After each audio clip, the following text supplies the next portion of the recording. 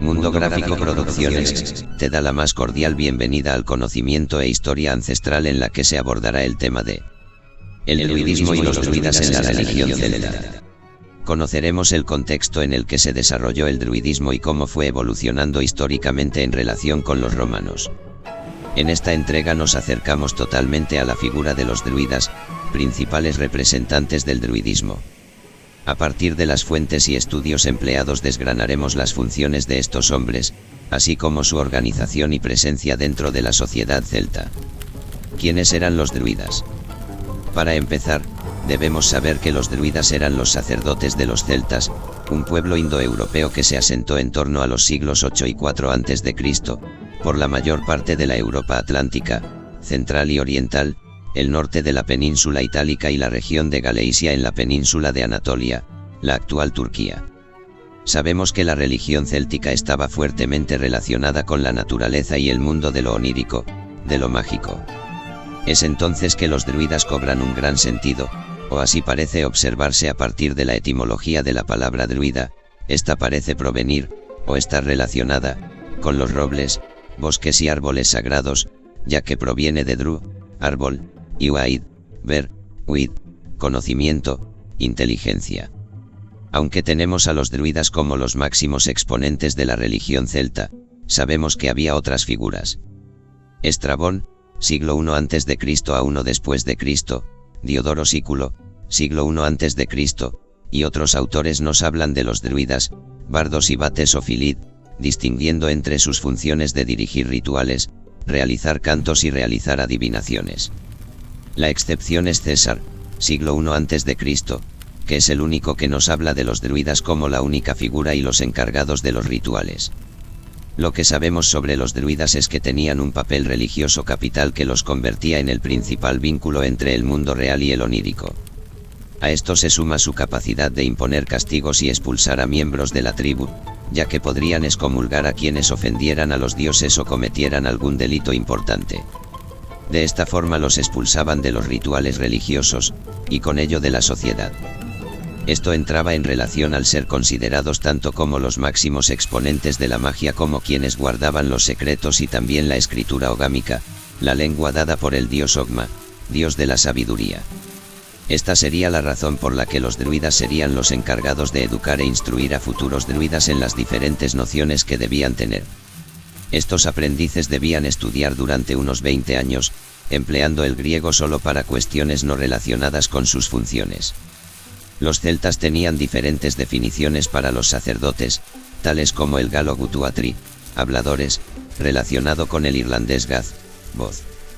A esta idea se ha llegado a través de observar que en varias inscripciones de la Galia, en la Aquitania y la Lugdunensis, se encontraron inscripciones en las que aparecía un gutuater como la persona a la que se dedicaba. La cuestión es que en las inscripciones de la Lugdunensis los gutuatri aparecen vinculados al dios galo Ambalo, por lo que se reforzaría la hipótesis de que los druidas serían denominados de tal forma incluso en época romana, y esto se manifestaría en que Hircio, lugarteniente de Julio César, emplea el término gutruatum. ¿Qué hacían los druidas? Estrabón y Diodoro Sículo decían que los druidas leían el futuro a través de las agonías finales de víctimas humanas, relatando el primero que golpeaban, por ejemplo, en la espalda con una espada a un hombre elegido ritualmente como víctima, y practicaban la adivinación a partir de sus convulsiones. Algo similar repite César, si bien lo que explica es que son quienes interpretan los misterios de la religión. Caes. Gal. 6 y 13.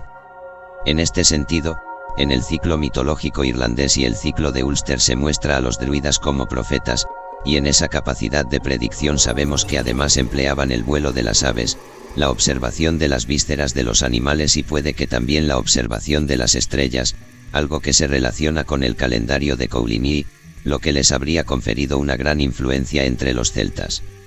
En cuanto al calendario de Coligny, este organizaba los diferentes rituales que se sucedían a lo largo de su recorrido. Sabemos que tenía una mayor elaboración que la del juliano y con una sincronización lunar de 5 años, lo que es una evidencia del alto nivel de conocimientos en astronomía que tenían los druidas. Tampoco debemos olvidar el papel que tenían como maestros, ya que no solo se encargaban de educar a los futuros druidas, sino que también mantenían las tradiciones de la comunidad, observaban y administraban la ley. Del mismo modo, eran muchas veces los encargados de las tareas diplomáticas de guerra y paz. Plinio afirmaba que los druidas eran quienes poseían los conocimientos médicos y mágicos tradicionales debido a que eran los que detentaban el papel de sanadores. De este mismo modo, estaban capacitados tanto para el uso de hierbas como para la cirugía. Ese papel podría haberse desdibujado, puesto que esa sabiduría médica se habría transmitido a gente que no fueran druidas. Esto es porque sabemos que existían médicos en la Irlanda tardoantigua con conocimientos en las propiedades médicas botánicas, el uso de pócimas curativas y venenos. Es posible que contaran además con un fuerte papel político, que se manifestaba en una importancia capital para los celtas, tal y como se mostraba en la reunión anual de todos los druidas galos en el bosque de los Carnutes, y la posible relación con la victoria gala en Gergovia, y en el ataque romano del 61 después de Cristo, sobre la isla de Anglesey. Probablemente, esta importancia para la comunidad fuera la razón por la que los druidas estaban exentos de impuestos y de los servicios militares. Tampoco estaban obligados a servir a reyes ni líderes, manteniendo su independencia de las relaciones entre las tribus, razón por el papel diplomático. A este respecto no podemos saber si fuera real debido a ejemplos que se presentan en fuentes como el Leabhar Gabála, el libro de las invasiones, con los druidas de Partholon. A este respecto bien pudiera tratarse la pérdida de sacralidad de las figuras druídicas. Por ello mismo serían personajes investidos de una sacralidad tan relevante como la de los Filidi bardos, aunque es posible que los druidas fueran los que mayor nivel tuvieran. A cambio de sus servicios, los druidas recibían objetos de prestigio y riquezas, joyas, metales preciosos, así como alimentos y productos animales y vegetales. En cuanto a su imagen, Plinio, siglo I después de Cristo, nos describe a los druidas con blancas túnicas, salvo la del archidruida, que tendría bandas doradas, si bien es algo que considera poco plausible, aunque es muy posible que se trate de una idealización. Esta era la máxima figura entre los druidas, del que nos habla César sin mencionarlo. En cuanto a lo que fue el proceso histórico del druidismo, si bien sabemos la extensión que tuvieron los celtas, no así cuándo ni dónde surgió el druidismo como religión. Aún así, parece haber una aceptación generalizada en que fue en Gran Bretaña donde nació, más específicamente en la isla de Anglesey, a la que se ha considerado como el centro del druidismo. Desde ahí se expandió en torno al siglo VI a.C., por el resto del mundo celta. No obstante, hay autores que sostienen que el hecho de que solo aparezcan localizados en la Galia y Britania, no así en Irlanda, la península ibérica, la Cisalpina o Galeisia, responde a que su génesis se retrasaría al siglo IV a.C., tras las míticas invasiones galas sobre las penínsulas itálica y balcánica. Aún así, parece que no hubo una persecución sistemática, por lo que pervivieron. Por lo que se ha podido comprobar, lo que realmente debió pasar es que fueron fagocitados por la religión imperial. Sea como fuere, vuelven a desaparecer de las fuentes hasta que reaparecen en fuentes del siglo IV a V después de Cristo, como Lampridio o Vopisco, autores de la historia augusta, y del mismo modo van a ser claramente patentes en la sociedad de la Galia de la centuria siguiente. Esto se entiende como una muestra de la persistencia de las tradiciones druídicas, posiblemente en torno a los centros santuarios médico-curativos que se construyeron en ciertos lugares relevantes del culto celta durante el Principado, siglo I a.C. a 3 después de Cristo. Con la llegada del cristianismo, los druidas fueron vistos como enemigos, siendo relegados a chamanes, magos o curanderos. Aún así, las fuentes escritas tempranas irlandesas aún mantenían el respeto por los druidas, asociándolos muchas veces con los primeros santos celtas.